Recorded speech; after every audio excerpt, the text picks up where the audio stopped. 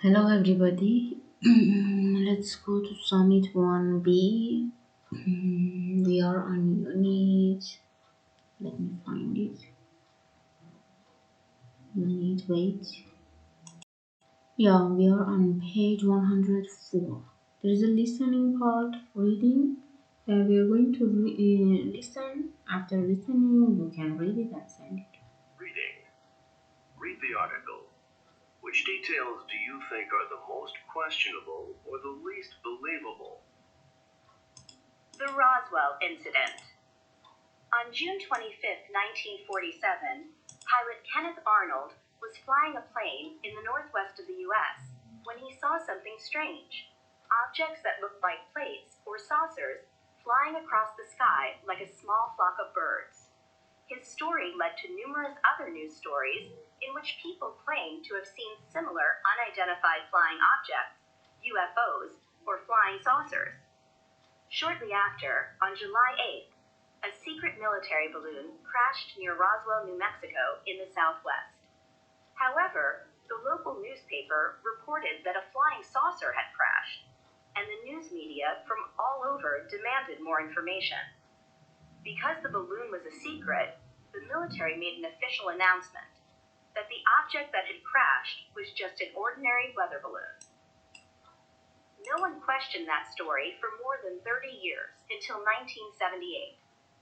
UFO lecturer Stanton Friedman interviewed a man who claimed to have seen something stranger than a weather balloon in the wreckage of the 1947 crash, and the story of a flying saucer was reborn.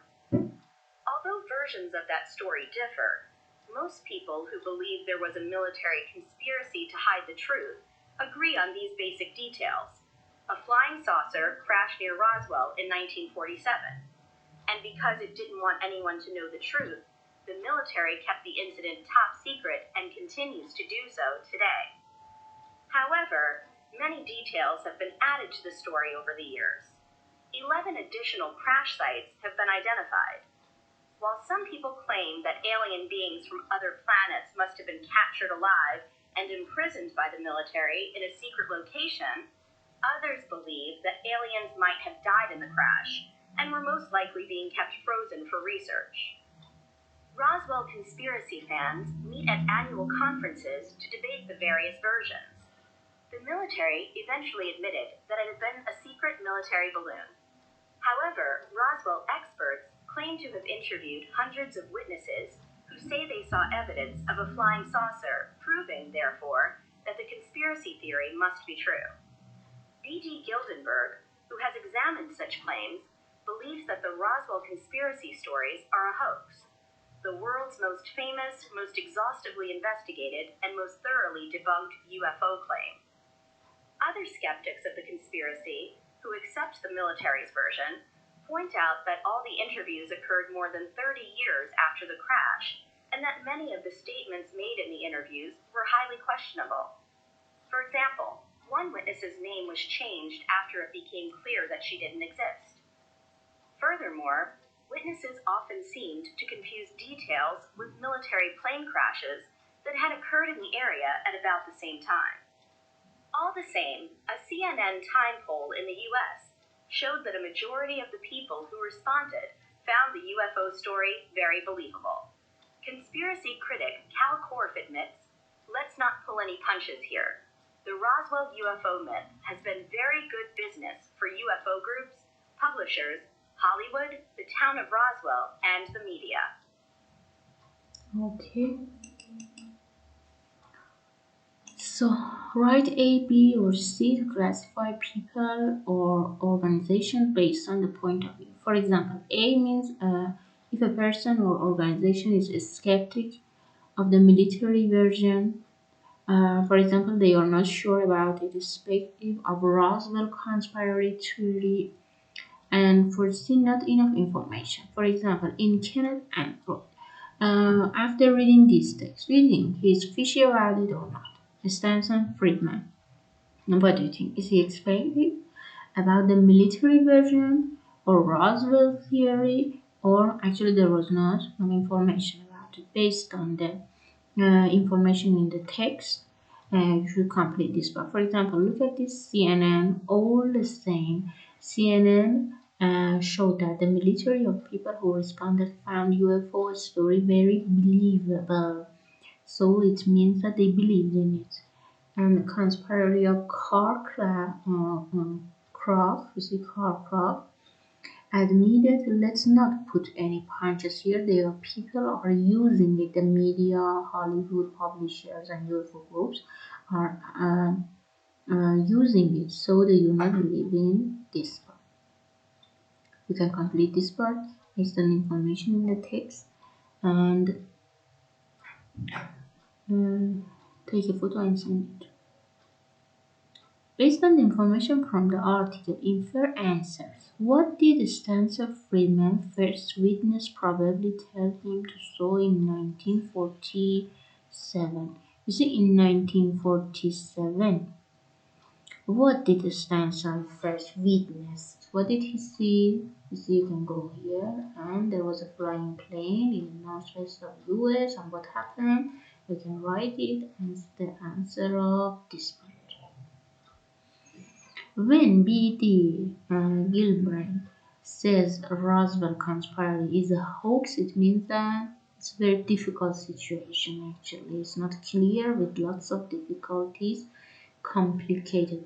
When Carl Cross says Roswell conspiracy is a good business. You see, take a look at here. It's a good kind of business. It means that maybe they are right or wrong. Lots of people are using them in order to make money. It's a very good kind of business.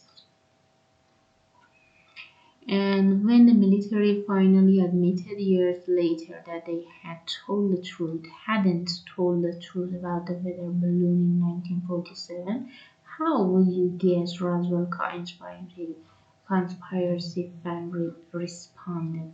What do you believe? Why they didn't answer? Why they try to keep it as a secret? The answer this part, take a photo and send it to me. Let's go to number 510. There is a listening part and pronunciation of Abel is important. Listen, you can repeat, take a photo and send it. Record your voice and send Page it. 105. Word study. Adjectives with the suffix able. Exercise E. Listen and repeat. Believable. Debatable. Unprovable. Questionable. Okay, believable can be accepted as a true because it seems possible. Debatable, more than one explanation is possible. Unprovable cannot be shown to be true, and questionable is likely to be untrue. Questionable, it means there are lots of questions about it. Use the adjectives from exercise E from this part to complete the statement. His story is really so many of details found far-fetched. You see, it's not unprovable, it's not true. I think she is telling the truth. Her description of events sound very believable to me. Your claims are it is not difficult to find another explanation for what happened. It's not difficult to find another explanation. It means it's debatable. You can go and find another explanation. That's the military found the flying saucer. It's not. There is no evidence show that they did. It's unlikely. It's questionable. With a partner, create a story of each of two imaginary witnesses of the 1947 Roswell event, one supporting the conspiracy theory and one supporting the military. For example, look at here the witness. They found information, a bus driver. For example, this is imaginary. What did the witness claim? He saw a flying saucer on the board. Some injured aliens were lying on the ground nearby, and some soldiers. This is imaginary. Imagine there are some witnesses and what would be the answers or the explanation. You can fill this part based on your imagination. Take a photo and send it. Let's go. Look at the photo. Speculate about the person or the object behind the people. You see, there is an object here. What do you think about it? What is it? You can guess about it. Okay, let's go to the listening. Listen part 1 for this true story and discuss the questions. There are some questions based on the listening. You are going to answer them. Let's listen number 11.